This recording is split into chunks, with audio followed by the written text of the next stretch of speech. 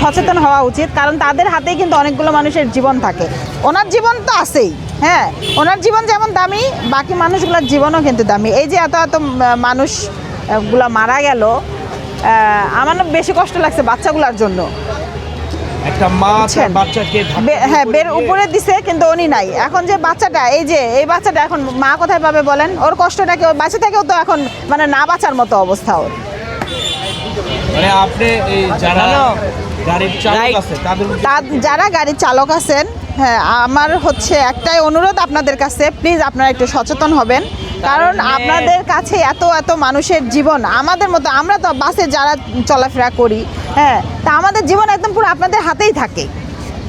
তো একটু সাবধানে গাড়ি ঘোড়া চালাবেন, বা হচ্ছে হেল্পারের হাতে তো দেওয়া। হেল্পার তো হেল্পার যদি ড্রাইভার হইতো তাহলে তো ও হেল্পার হইতো, ওর নাম হেল্পার হইতো না। তো একটু সচেতন থাকবেন, এই বিষয়গুলো একটু অবশ্যই খেয়াল রাখা উচিত আপনাদের।